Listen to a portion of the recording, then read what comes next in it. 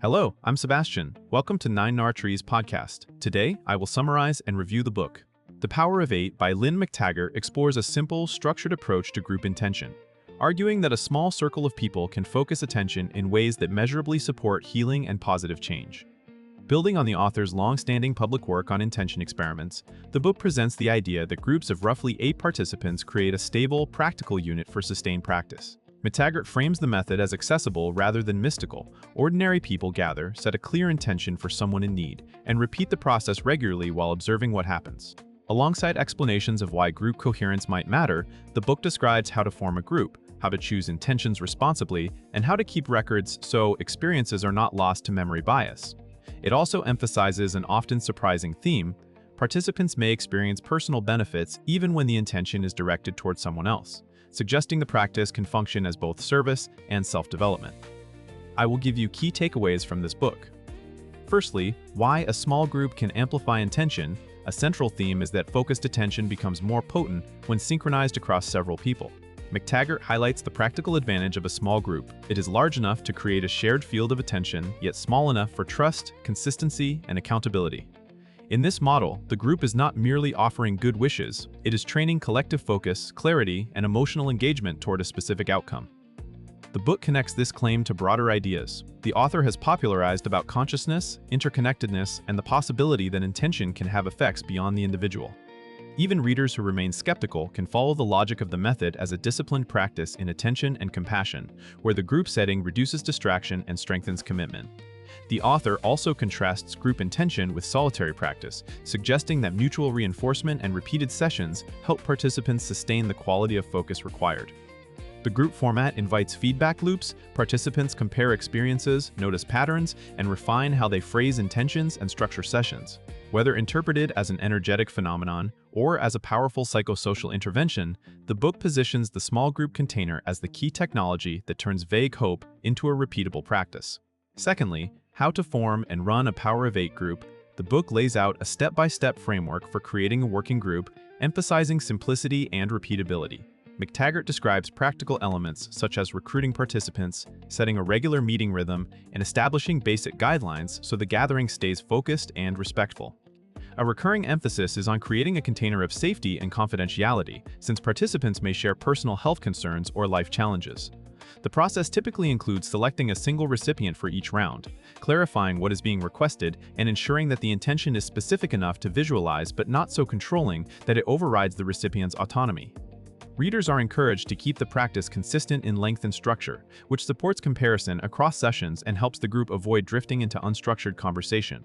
Another operational idea is the use of simple record keeping, noting the intention, date, participants, and any subsequent changes reported by the recipient or felt by the group. This documentation is presented as a way to counter selective memory and to treat the practice as an experiment in lived experience. Overall, the method is presented as approachable for beginners, while still offering enough structure to keep long-term groups engaged and effective. Thirdly, setting intentions with clarity, ethics, and consent. McTaggart underscores that the quality of an intention matters. The book encourages participants to define intentions that are clear, positive, and oriented toward well-being rather than control. This includes attention to language, phrasing the aim in a way that invites health, resilience, or resolution instead of specifying an exact script for how someone's life must unfold. Ethical considerations appear as a practical necessity, not a philosophical afterthought. Consent is treated as an important safeguard, especially when the intention involves health or sensitive personal circumstances. The group is urged to respect the recipient's dignity and privacy and to avoid framing intentions that impose the group's preferences. The book also addresses the temptation to use intention as a substitute for professional care, pointing readers toward a both, an approach in which intention practice can complement, not replace, medical or psychological support. Another nuance is emotional tone. The group is guided to hold a calm, compassionate focus rather than fear-driven urgency. This ethical and procedural discipline helps keep the practice grounded and reduces interpersonal friction.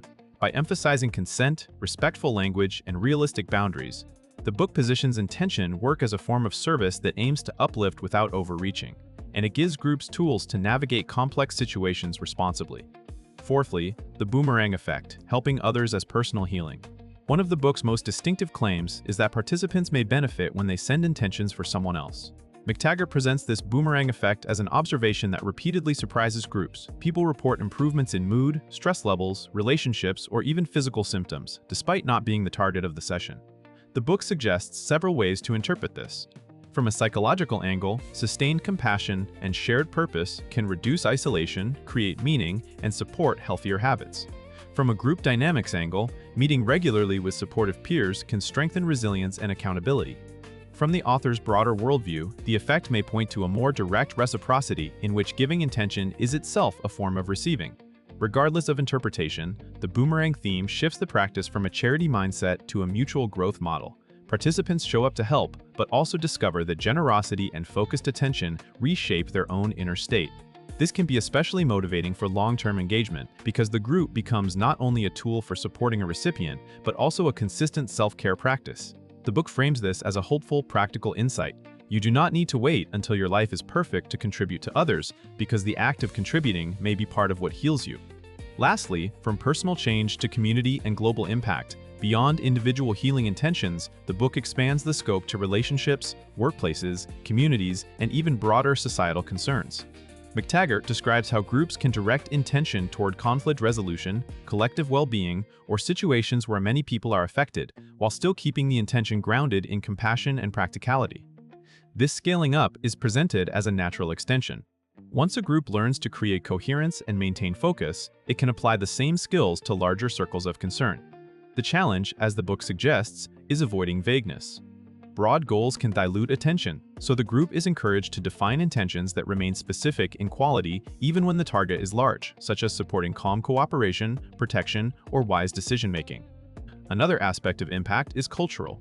The group practice can model a different way of relating, where people regularly gather to support others rather than to debate or complain. In that sense, the method becomes a community ritual that strengthens empathy and civic responsibility. The book also implicitly invites readers to evaluate results with humility, keeping records and observing outcomes without forcing conclusions. By linking inner work with outward concern, the approach offers a bridge between personal development and social engagement, suggesting that consistent, organized compassion can become a form of everyday activism. In conclusion, this book fits readers interested in meditation, energy healing, prayer circles, and group-based self-development, as well as skeptics who are willing to test a structured practice and judge it by outcomes. It is also suitable for people who feel stuck trying to change their lives alone, because the method emphasizes consistency, peer support, and a repeatable format rather than vague positivity. The potential benefit is twofold. Recipients may feel supported during health or life challenges, and participants can experience increased calm, meaning, and connection through regular acts of focused compassion. That combination can improve daily life by reducing isolation and creating a disciplined habit of attention, which often spills over into better decisions and relationships. Compared to similar books about manifestation or intention, The Power of Eight stands out for its small group emphasis and practical instructions for forming a working circle, maintaining ethical boundaries, and documenting experiences over time. Instead of centering personal gain, it frames intention as service, with personal growth arriving as a byproduct. For readers who want an accessible method, they can start with friends, family, or a local community. It offers a clear blueprint and a motivating reason to keep going. Helping others can also help you become more resilient, purposeful, and connected. If you would like to support Lynne McTaggart, you can buy the book through the Amazon link I've provided in the podcast description.